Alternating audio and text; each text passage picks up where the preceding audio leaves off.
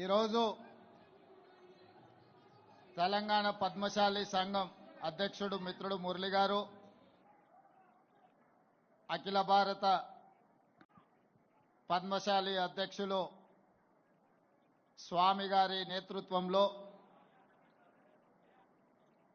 తెలంగాణ రాష్ట్రమే కాకుండా దేశం నలుమూలల నుంచి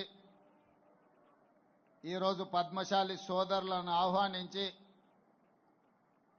ఒక ఆత్మీయ సమ్మేళనం ఏర్పాటు చేసి నాతో పాటు పెద్దలు మంత్రివర్యులు తుమ్మల నాగేశ్వరరావు గారిని, వరంగల్ మున్సిపల్ కార్పొరేషన్ మేయర్ గుండు సుధారాణి గారిని, మిత్రుడు మాజీ whip mineral development corporation chairman Eravathri Anil గారిని, అదేవిధంగా ఐఏఎస్ ఆఫీసర్ నరహరి గారిని, ఇతర పద్మశాలి సంఘ ప్రముఖులను, ఆత్మీయ బంధువులైన పద్మశాలి సోదర సోదరీమణులను అందరిని ఆహ్వానించి ఈరోజు ఈ గొప్ప సమావేశాన్ని ఏర్పాటు చేసి మీ ఐక్యతను చాటడమే కాకుండా ఈ ప్రజా ప్రభుత్వాన్ని ఆశీర్వదించడానికి విచ్చేసినందుకు మీకు అందరికీ మనస్ఫూర్తిగా ధన్యవాదాలు తెలియజేస్తున్నా. మిత్రులారా, పద్మశాలి సోదరులు ఆత్మ గౌరవమే కాదు త్యాగంలో కూడా ముందుంటారు. దీనికి ఉదాహరణ కొండా లక్ష్మణ్ బాపూజీ గారు. ఆనాటి తెలంగాణ ప్రజలు తొలి తెలంగాణ ఉద్యమంలో తెలంగాణ రాష్ట్రాన్ని సాధించాలి అని, తెలంగాణ రాష్ట్ర సాధననే ఈ ప్రాంత బడుగు బలహీన దళిత గిరిజన మైనారిటీ వర్గాల యొక్క అభ్యున్నతని లక్షలాదిగా నాడు ఉద్యమ బాట పట్టిండ్రు. ఆ ఉద్యమ సందర్భంగా చాలామంది ఉద్యమకారులు ప్రజానాయకులైనరు, ప్రజాప్రతినిధులైనరు, ఎమ్మెల్యేలు, ఎంపీలుగా మారినరు. వాళ్ళందరూ రాజకీయ ప్రయోజనం పొందితే ఒకే ఒక్కడు కొండా లక్ష్మణ్ బాపూజీ గారు ఉన్న శాసనసభ సభ్యత్వమే కాదు మంత్రి పదవికి కూడా రాజీనామా చేసి మళ్ళీ ఏదైనా బాధ్యత చేపట్టాలి అంటే ప్రత్యేక తెలంగాణ రాష్ట్రంలోనే చేపడతాని పదవి త్యాగం చేసి వారు బ్రతికున్నంత కాలం ఏ పదవిని తీసుకోకుండా త్యాగానికి మారు పేరుగా ఈ దేశంలోనే కొండా లక్ష్మణ్ బాపూజీ గారు ఆదర్శంగా నిలబడ్డారు. జలదృశ్యంలో మళ్ళీ తెలంగాణ ఉద్యమం, ఆ నాయకుల పేర్లేం ప్రస్తావించదలుచుకోలేదు, కానీ తెలంగాణ ఉద్యమం చెయ్యాలి అని రాజకీయ పార్టీని పెడితే వాళ్ళు కానీ వాళ్ళకు కావలసిన వాళ్ళు కానీ వాళ్ళ బంధువులు కానీ ఎవరు నిల్వ నీడ కూడా ఇవ్వలేదు. కానీ త్యాగానికి మారు పేరైన కొండా లక్ష్మణ్ బాపూజీ గారు ఆహ్వానించి నక్లెస్ రోడ్డు మీద సచివాలయం ఎదురుగా జలదృశ్యాన్ని దశాబ్దాలుగా వారు నివసిస్తున్న సొంత ఇంట్లోనే సాదరంగా ఆహ్వానించి ఆ రాజకీయ పార్టీకి పురుడు పోచింది కొండా లక్ష్మణ్ బాపూజీ గారు అని చెప్పి నేను ఈ సందర్భంగా తెలియజేస్తున్నా. వారు వీరికి నీడనిచ్చిండ్రని ఆనాడు వారికి నిలువ నీడ లేకుండా ఆనాటి ప్రభుత్వాలు చేసినా కొండా లక్ష్మణ్ బాపూజీ గారు భయపడలేదు. నేనున్నదే ఈ ప్రజల కోసం, నా త్యాగాన్ని ప్రజలు గుర్తు పెట్టుకుంటారు, ఈ ప్రజల కోసం సర్వం త్యాగం చేస్తా అని ముందు వరుసన నిలబడ్డది కొండా లక్ష్మణ్ బాపూజీ గారు. కానీ దురదృష్టం, వారు మరణించినప్పుడు వారు చేసిన త్యాగాల పునాదుల మీద రాజకీయ వ్యవస్థను ఏర్పాటు చేసుకున్న నాయకులు చివరి చూపు చూడడానికి కూడా వారి దగ్గరికి రాలేదు, నివాళులు అర్పించలేదు. అంటే ఈ పద్మశాలి జాతి మీద, కొండా లక్ష్మణ్ బాపూజీ గారి మీద వారికి ఉన్న ఆలోచన, వారు ఏ రకంగా మన పట్ల వ్యవహరించారో మా పద్మశాలి సోదరులకు నేను గుర్తు చేయదలుచుకున్నా. అదేవిధంగా ఈనాడు ఈ వేదిక మీద నుంచి తెలంగాణ ఉద్యమకారులకు మా పద్మశాలి సోదరులకు నేను గుర్తు చేయదలుచుకున్నా. మళ్ళీ తెలంగాణ ఉద్యమంలో తెలంగాణ రాష్ట్ర సాధననే సమస్యకు పరిష్కారమని ఆలే నరేంద్ర గారు అంటే చాలా మంది గుర్తుపడతారో లేదో నాకు తెలియదు, కానీ టైగర్ నరేంద్ర అంటే తెలియని వాడు లేడు గల్లీ నుంచి ఢిల్లీ వరకు. తెలంగాణ సాధన సమితి పేరు మీద టైగర్ నరేంద్ర గారు మళ్ళీ తెలంగాణ ఉద్యమంలో ముందు బాగాన నిలబడి వారు తెలంగాణ ఉద్యమాన్ని ముందుకు నడిపించారు. వారు అలాగే ఉంటే వారి ద్వారా తెలంగాణ రాష్ట్ర సాధన జరిగితే పద్మశాలి సోదరులకు కీర్తి ప్రతిష్టలు గొప్ప పేరు వస్తుందని వారిని సాదరంగా ఆహ్వానించి సొంత పార్టీలో కలుపుకుంటే ఆనాడు వారిని కేంద్ర మంత్రిగా మన్మోహన్ సింగ్ గారు ఆలే నరేంద్ర గారిని చేయడం జరిగింది.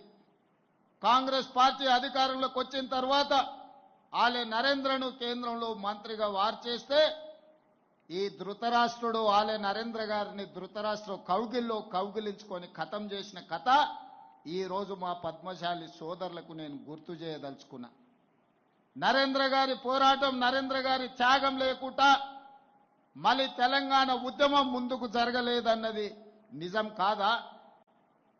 ఈరోజు తెలంగాణ ఉద్యమంలో, తెలంగాణ సాధనలో, తెలంగాణ పునర్నిర్మాణంలో మా పద్మశాలి సోదరుల పాత్ర ఎంతయ్యా అంటే, జోలె పట్టుకొని సిరిసిల్లకు వస్తే జోలులో ఓట్లు నోట్లేసింది మా పద్మశాలి సోదరులు గారా? ఈ రోజు అధికారాన్ని వెలుగబెడుతున్న వ్యక్తులకు, కుటుంబాలకు ఈ రోజు రాజకీయ నిలువ నీడనిచ్చింది సిరిసిల్లలో మా పద్మశాలి సోదరులు కాదా అని చెప్పి నేను ఈ సందర్భంగా గుర్తు చేయదలుచుకున్నా.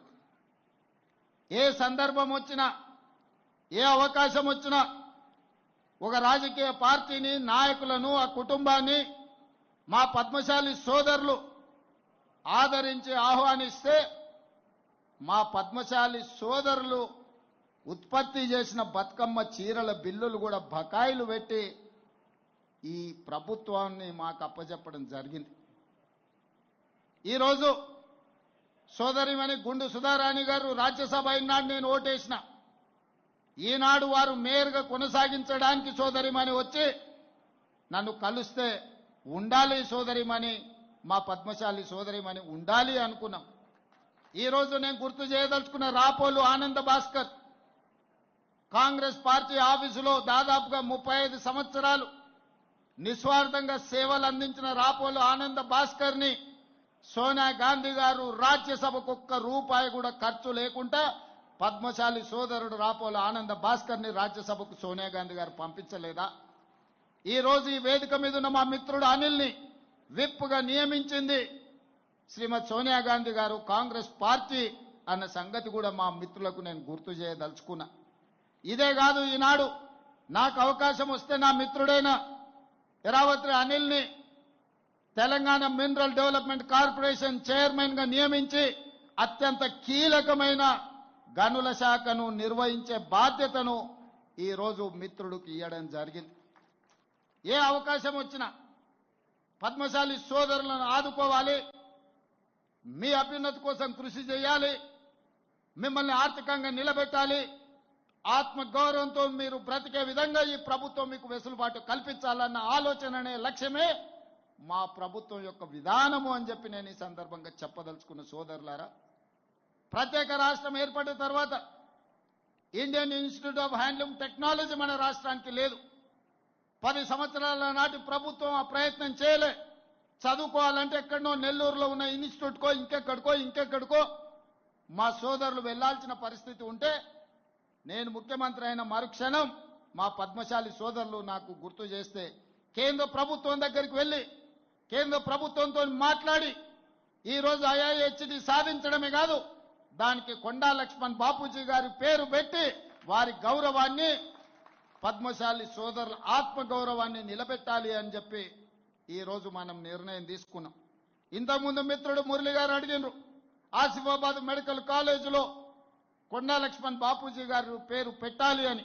వాస్తవంగా వారు ఆదిలాబాద్ జిల్లాకు సంబంధించిన వారు, నల్గొండ జిల్లాలో ప్రజాప్రతినిధిగా రాణించిన వారు, తెలంగాణ రాష్ట్ర సాధనలోనే ఒక ఆదర్శ మూర్తిగా ఉన్న కొండా లక్ష్మణ్ బాపూజీ గారి పేరును ఆసిఫాబాద్ మెడికల్ కాలేజ్కి పెడతాము అని చెప్పి ఈ రోజు ప్రభుత్వం నిర్ణయం తీసుకుంటుంది. ఈ నిర్ణయాన్ని మా పెద్దలు తుమ్మల నాగేశ్వరరావు గారు ప్రభుత్వంలో ఆదేశాలు ఇచ్చే వరకు ఆ బాధ్యతను వారిని తీసుకోమని చెప్పి నేను ఈ వేదిక మీద నుంచి వారికి సూచన చేస్తున్నా. మిత్రులారా, మీ బకాయిలు కావచ్చు, మీ విద్యుత్ బిల్లులు కావచ్చు, మీ యార్ను డిపో కావచ్చు, ఇతర చాలా అంశాలను ఎప్పటికప్పుడు నా దృష్టికి వచ్చినప్పుడు ఎంబడెంబడే వాటిని పరిష్కరిస్తూ ముందుకు వెళ్ళిన. రైతన్నలకు ఎంత ప్రాధాన్యత ఇచ్చినో ఈ రోజు మా నేతన్నలను కూడా అంతే ప్రాధాన్యత ముందుకు నడిపించాలని మా ప్రభుత్వ విధానపరమైన నిర్ణయం తీసుకున్నది.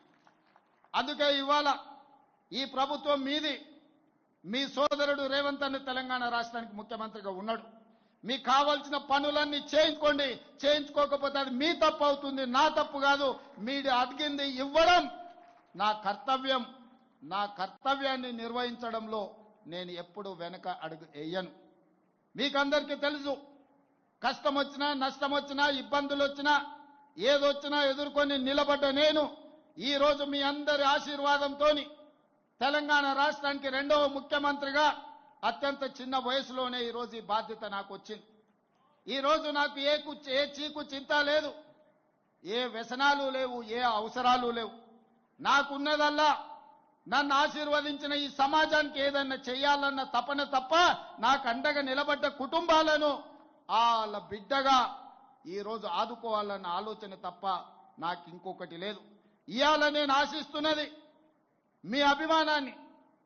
మీ అభిమానంతో గుండెల్లో పెట్టుకుంటే మీకోసం నిరంతరం పనిచేస్తా, 24 గంటలు పనిచేస్తా, మీ అభివృద్ధిలో భాగస్వామిని అవుతా. మిమ్మల్ని ఏ విధంగా ఆదుకోవాలనో ప్రణాళికలు మీరు తీసుకొని రాండి. ప్రభుత్వంలో ఆమోదింపజేసే బాధ్యత నాది. బతుకమ్మ చీరలు నేను ఎక్కువ విమర్శించదలుచుకోలేదు, కానీ ఇచ్చిన చీరలు తీసుకొచ్చి పొలాల గట్లల్లో పిట్టలను బెదరగొట్టడానికి కట్టడం తప్ప మా ఆడబిడ్డలు కట్టుకునే సందర్భం ఎక్కడన్నా ఉందా? కానీ మా నేతన్నల వృత్తి దెబ్బతింటుంది. వాళ్ళకు అంతకుముందు ప్రభుత్వం ఆర్డర్లు ఇచ్చింది, ఈ ప్రభుత్వం వచ్చింది అని ఆపితే అప్రతిష్ట పాలవుతామని చెప్పి మా ప్రిన్సిపల్ సెక్రటరీ గారు, మా ఎరావత్ అనిల్ గారు, అదేవిధంగా మా తుమ్మల నాగేశ్వరరావు గారు నా దృష్టికి వచ్చారు. నేను ఆలోచన చేసిన, నిజంగానే కుల వృత్తులను చేతి వృత్తులను అంతరించి పోనీయొద్దు, వాటిని కాపాడాలంటే ఏం చేయాలని ఆలోచన చేసి ఈ తెలంగాణ రాష్ట్రంలో 65 లక్షల మంది ఆడబిడ్డలు స్వయం సహాయక సంఘాలలో సభ్యులుగా ఉన్నారు. ఆడబిడ్డలకు ప్రత్యేకంగా చీర సారే పెట్టే సాంప్రదాయంలో ఒక్కొక్కరికి 2 మంచి చీరల్ని ఇద్దాం. తుమ్మలన్న 1,30,00,000 చీరలు మా పద్మశాలి సోదరులకు ఆర్డర్ ఇవ్వండి. ఖర్చు ఎంతైనా పర్వాలేదు, ఖర్చుకు వెనకాడకండి. ఆనాడు బతుకమ్మ చీరలకు 250 రూపాయలు ఖర్చు పెడితే నాకు తెలిసి ఈరోజు 500 నుంచి 600 రూపాయలు ఆ చీర మీద పెట్టుబడి పెట్టి ఈరోజు మనం 600 కోట్ల రూపాయల ఆర్డర్స్ ఈరోజు పద్మశాలి సోదరులకు ఇవ్వడం జరిగింది. కరెంటు బిల్లులు, బతుకమ్మ చీరల బకాయిలు, వేములవాడలో యాన్ డిపో, అదేవిధంగా మీకు సంబంధించిన బకాయిలను, ఇన్సూరెన్స్లను అన్నిటిని కూడా గత ఆగస్టులోనే మీ సమావేశానికి వచ్చినప్పుడు నిర్ణయం తీసుకోవడం జరిగింది. ఇక ఈరోజు ఈ సమావేశం బలైన వర్గాలకి వేదిక మీద నుంచి మా పద్మశాలి సోదరులకే కాదు, బలైన వర్గాలకు నేను విజ్ఞప్తి చేయదలుచుకున్నా. మిత్రులారా, ఆనాడు బ్రిటిషర్స్ అధికారంలో ఉన్నప్పుడు 1931లో కులగణన జరిగింది. 1931లో కులగణన జరిగితే మళ్ళీ శ్రీమతి ఇందిరాగాంధీ గారు ఉన్నప్పుడు 1979లో బలహీన వర్గాలకు రిజర్వేషన్లు ఇవ్వాలి, వాళ్ళని ఆదుకోవాలని మండల్ కమిషన్ని ఆ రోజు కాంగ్రెస్ పార్టీ ఇందిరమ్మ రాజ్యంలో మన వాళ్ళు నిర్ణయం తీసుకున్నారు. మండల్ కమిషన్ దాదాపుగా 1990 నివేదిక వెలికి తీసుకొచ్చి ఆనాడు మొత్తం బీసీలు 52%, ఇంక్లూడింగ్ ముస్లిం మైనారిటీలు కూడా బీసీలలో ఉన్నారు, వాళ్ళకి 27% రిజర్వేషన్లు ఇవ్వాలి అని మండల్ కమిషన్ రికమెండ్ చేస్తే 27% రిజర్వేషన్ అమలు చేసింది కాంగ్రెస్ పార్టీ. బలహీన వర్గాలకు అండగా నిలబడ్డది కాంగ్రెస్ పార్టీ. అదేవిధంగా 2011లో సోనియా గాంధీ గారి నాయకత్వంలో దేశం మొత్తంలో కులగణను చేసిండ్రు. ఆ నివేదిక ఇచ్చే లోపల 2014లో ప్రభుత్వం మారింది. నరేంద్ర మోడీ గారు ప్రధానమంత్రి అయినారు. వారు ప్రధానమంత్రిగా బాధ్యతలు చేపట్టిన తర్వాత 2011లో కాంగ్రెస్ పార్టీ సోనియా గాంధీ గారి నాయకత్వంలో నిర్వహించిన కులగణన సర్వేను ఈ రోజు తొక్కి పెట్టిండ్రు. వాళ్ళు కనిపించకుండా చేసిండ్రు. అలాంటిది రాహుల్ గాంధీ గారు భారత్ జోడో యాత్ర సందర్భంగా బలహీన వర్గాల యొక్క కష్టాలను నష్టాలను చూసి కాంగ్రెస్ పార్టీ తెలంగాణ రాష్ట్రంలో అధికారంలోకి వచ్చిన ఎంబడే కులగణను చేస్తామని ప్రజలకు మాట ఇచ్చిండ్రు. బలహీన వర్గాలు గాంధీ కుటుంబాన్ని నమ్మిండ్రు. ఎందుకంటే తెలంగాణ ఇస్తామని చెప్పి ఎన్ని కష్ట నష్టాలు ఎదురైనా తెలంగాణ రాష్ట్రాన్ని ఇచ్చిన కుటుంబం, దేశానికి స్వతంత్రం తెచ్చిన కుటుంబం కాబట్టి రాహుల్ గాంధీ గారిని తెలంగాణ ప్రజలు నమ్మి ఆశీర్వదించిండ్రు. అందుకే ఈరోజు రాహుల్ గాంధీ గారి మాట ప్రకారం మొదటి సంవత్సరంలోనే తెలంగాణ రాష్ట్రంలో కులగణను పూర్తి చేయాలి అని పకడ్బందీగా పక్క రాష్ట్రాలలో అన్ని నిర్ణయాలను సమీక్షించి పకడ్బందీగా ఈరోజు తెలంగాణ రాష్ట్రంలో కులగణన చేసి దాదాపుగా 56.33% బలహీన వర్గాల లెక్క తేల్చినాం. ఇవాళ నేను లెక్క తేలిస్తే తప్పుల తడక అని కొంతమంది వితండవాదం చేస్తున్నారు. వాళ్ళు నేను 60 రోజులు కష్టపడి 1,03,000 మంది ప్రభుత్వ ఉద్యోగులను 37,000 మంది కంప్యూటర్ డేటా ఎంట్రీ ఆపరేటర్లను పెట్టి దాదాపుగా 1,00,000 సిబ్బంది ఐఏఎస్లను అదేవిధంగా కలెక్టర్లను జాయింట్ కలెక్టర్లను మండల స్థాయి గ్రామ స్థాయి వరకు 94,500 ఎన్యుమరేటర్లను లెక్కబెట్టి ప్రతి వాడిని ఇంటింటికి పంపించి ప్రతి వాడు 150 ఇండ్లు ప్రతిరోజు 10 ఇండ్లలోనే లెక్క తేల్చండి, ఎక్కువ రాసుకొస్తే తప్పులు రాసుకొస్తారని చెప్పి ప్రతి ఇంటికి పంచి పకడ్బందీగా లెక్కలు చేసి ఆ ఇంటి యజమాని సంతకం తీసుకొని ఈరోజు లెక్కలు తీసినాం. పక్కా లెక్క ఎప్పుడైతే తీసినామో ఇది ఇష్టం లేనోళ్ళు ఈ లెక్క తప్పుల తడకంటారు. నేను ఈ వేదిక మీద నుంచి సూటిగా అడుగుతున్న బీజేపీ బీఆర్ఎస్ వాళ్ళను, లెక్క తప్పన్నుడు కాదు, ఎక్కడ తప్పుందో మీరు చూపించండి అని నేను సవాలు విసిరిన శాసనసభలో. తోక ముడిసిండ్రు, ఉరికిపోతారాడ నిలబడతారు, ఈ లెక్క తప్పంటారు. చూపిత్రా నేను దగ్గరకు పోతే ఇంకా కొంచెం ఆ సూటు ఉరుకుతారు తప్ప ఆ లెక్క ఎక్కడ తప్పుందో చెప్పడం లేదు. ఎందుకంటే ఇవాళ ఈ లెక్క పక్కాగా తేలి రేపు అసెంబ్లీలో తీర్మానం చేసి చదువులో విద్య ఉద్యోగంలో రాజకీయాలలో 42% రిజర్వేషన్లు ఇవ్వాలని అసెంబ్లీలో నేను తీర్మానం చేస్తే అది నరేంద్ర మోడీ గారి మెడ మీద కత్తిలా వేలాడుతుంది. ఈ బలహీన వర్గాలకు 42% రిజర్వేషన్ వస్తే వీళ్ళు అధికారంలో వాటా అడుగుతారని చెప్పి ఇవాళ బీఆర్ఎస్ వాళ్ళు బీజేపీ వాళ్ళు ఈ లెక్క తప్పని ఒక తొండి మాటట చేస్తున్నారు. నేను అడుగుతున్నా, ఆనాడు మండల్ కమిషన్ కాంగ్రెస్ పార్టీ వేయబట్టే కదా ఆనాడు లెక్క చేసి ఈరోజు 27% బలహీన వర్గాలకు రిజర్వేషన్లు అందుతున్నది. విద్యా ఉద్యోగాలలో మిత్రుడు అనిల్ చెప్పినట్టు ఆ రిజర్వేషన్లే కదా ఇవాళ నరహరినైనా శ్రీధర్నైనా చాలా మంది మా పద్మశాలి సోదరులు ఐఏఎస్లు అయ్యిండ్రు అని అంటే ఉన్నతాధికారులు అయ్యిందంటే ఆ రిజర్వేషనే కదా. ఆనాడు ఆ లెక్క తప్పని ఇట్లనే ఎవడైనా తొండి వాదన్నో మొండి వాదన్నో చేసి ఉంటే ఆ లెక్కలను పరిగణలోకి తీసుకోకపోతే బలహీన వర్గాలకు 27% రిజర్వేషన్ వస్తుండేనా? ఈనాడు నేను చేసిన లెక్కను తప్పు పడితే ఈ లెక్కను పక్కన పెడితే మీకు ఏ రకంగా 42% రిజర్వేషన్ వస్తుందో మా సోదరులను ఆలోచన చేయండి అని నేను అంటున్నా. దీని వెనకాల ఉన్న కుట్రను మీరు గమనించండి. ఇవాళ నేను చేసిన లెక్క సరిగ్గా అని తేలి 42% రిజర్వేషన్లు పెంచి విద్య ఉద్యోగ ఉపాధి రాజకీయాలలో మీ చైతన్యం పెరిగి మీ అవకాశాలు వస్తే రేపు మన పరిపాలన మన నిర్ణయాలు మనమే తీసుకుంటే బలహీన వర్గాలకు హక్కు వస్తుంది. వాళ్ళ హక్కులను కాలరాయాలి, వాళ్ళ గొంతును నులిమేయాలని ఈరోజు కుట్ర జరుగుతుంది. సోదరులారా, మీరు ఆలోచన చేయండి. ఈరోజు ఈ లెక్క తప్పు చేస్తే నాకేమైనా లాభం వస్తుందా? చంద్రశేఖరరావు గారి సమగ్ర కుటుంబ సర్వేలో తేల్చిన లెక్క 51%. కానీ మీ సోదరుడు రేవంత్ అన్న చేసిన సామాజిక ఆర్థిక రాజకీయ విద్యా ఉద్యోగ కులగణన సర్వేలో 56.33% లెక్క తేల్చి దాదాపుగా 6% పెంచి నేను లెక్క చూపించిన. చంద్రశేఖరరావు గారు ఉన్నత కులాలది 21% అని లెక్క తేలిస్తే నేను పెట్టిన లెక్కలలో 15.28% అని లెక్క తేలింది. ఈ రకంగా పక్కా లెక్క నేను తేలిస్తే ఈరోజు ఆ లెక్కను తప్పంటుండ్రు. ఒకవేళ ఈ లెక్కన పక్కన పెడితే మీకు 42% రిజర్వేషన్ ఎట్లొస్తుందో మీరు చెప్పండి అని నేను మిమ్మల్ని అడుగుతున్నా. మిమ్మల్ని సూచన చేయమని అడుగుతున్నా.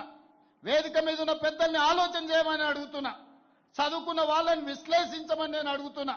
ఇవాళ ఈ లెక్క తప్పని పక్కన పెడితే మీకు శాశ్వతంగా రిజర్వేషన్లు పెరగవు. ఇది ఒక కుట్ర.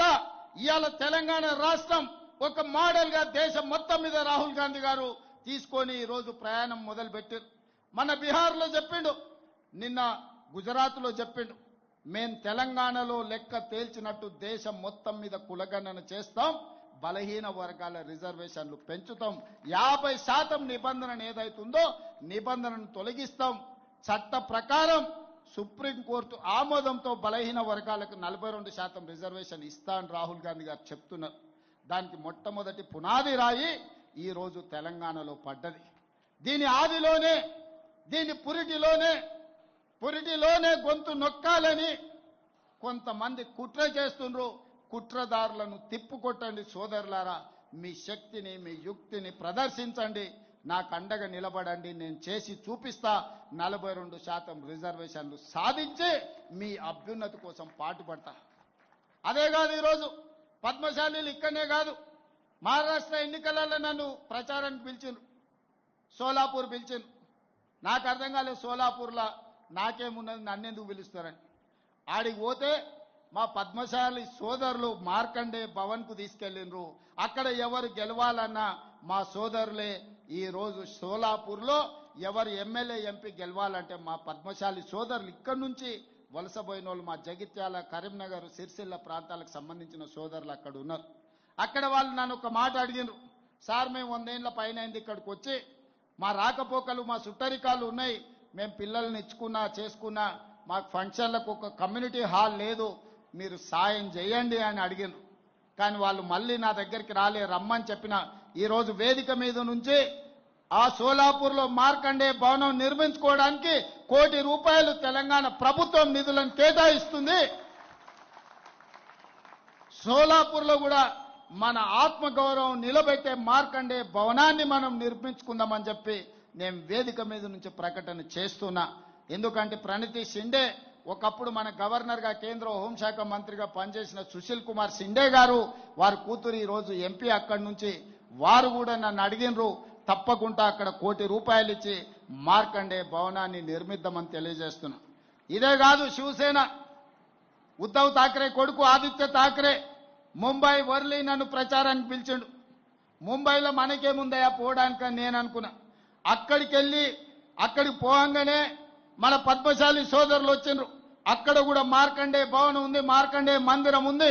మా పద్మశాలి సోదరులు నేను అడిగితే, ఇక్కడ నన్ను ఎప్పుడు గెలిపించేది మీ తెలంగాణ పద్మశాలి సోదరులే, అందుకే నిన్ను ఎన్నికల ప్రచారానికి పిలిచినామని చెప్పి ఉద్ధవ్ ఠాక్రే పుత్రుడు ఆదిత్య ఠాక్రే చెప్పడం జరిగింది.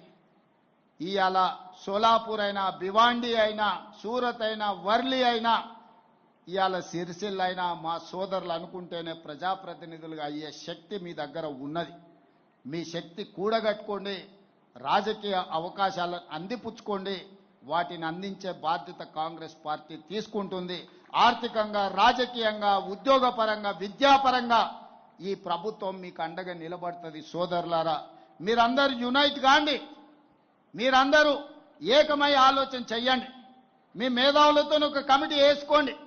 మీ పిల్లల చదువుల కోసం, వాళ్ళ ఉద్యోగాల కోసం, మన కుల వృత్తి కోసం, మన చేతి వృత్తుల కోసం ఏ రకమైన నైపుణ్యాన్ని పెంపొందించాలి, ఏ రకంగా స్కిల్స్ ని మనం నేర్పించాలి, ఏ రకంగా వాళ్లకు ఉజ్వల భవిష్యత్తును అందించాలనో మీరు ప్రణాళికలు సిద్ధం చేసుకోండి. మీ సామాజిక వర్గంలో ఉన్న ఐఏఎస్లను చదువుకున్న వాళ్ళని అడగండి, వాళ్ళ ఆలోచన తీసుకోండి. ఆ ప్రతిపాదనను రాష్ట్ర ప్రభుత్వానికి తీసుకురండి. ఖచ్చితంగా మీకోసం నిధులు కేటాయించి మీకోసం విధానపరమైన నిర్ణయాలు తీసుకోవడానికి రాష్ట్ర ప్రభుత్వం సిద్ధంగా ఉన్నది. నేనున్నప్పుడు మీరు ఈ పనులు చేయించుకోకపోతే మీకు జీవితంలో మళ్ళీ ఎవ్వరు కూడా మిమ్మల్ని ఆదరించరు, మీరు సమయాన్ని వృధా చేసుకోకుండా మీరు ఖచ్చితంగా పట్టుదలతోనే ముందుకు నడవండి. మీ ఆత్మగౌరవాన్ని నిలబెట్టి మీ అభివృద్ధి కోసం పనిచేసే బాధ్యత మీ సోదరుడిగా నేను తీసుకుంటా. రాజకీయాలలో కానీ ఉద్యోగ ఉపాధిలో కానీ మీకు అండగా నిలబడతా సోదరులారా. ఇప్పుడు మురళి చాలా విషయాలు ప్రస్తావించండి. వాటన్నిటికీ మా ఉప ముఖ్యమంత్రి ఆర్థిక మంత్రి బట్టి విక్రమార్క గారిని, మా తుమ్మల నాగేశ్వరరావు గారిని ఒక సమీక్ష చేయమని నేను సూచన చేస్తున్నా. మీ తరఫున ఇవన్నీ కూడా తీసుకెళ్లి వారితోని చర్చించండి.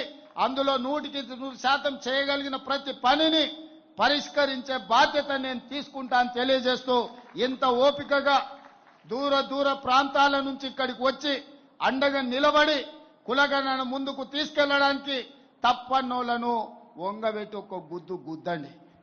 ఎందుకంటే ఇది తప్పు అంటే మీకు 42% రిజర్వేషన్ రాదు.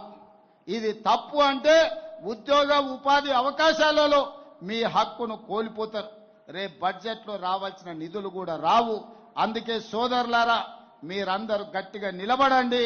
మనకు రావాల్సిన హక్కులను సాధించుకుందాం.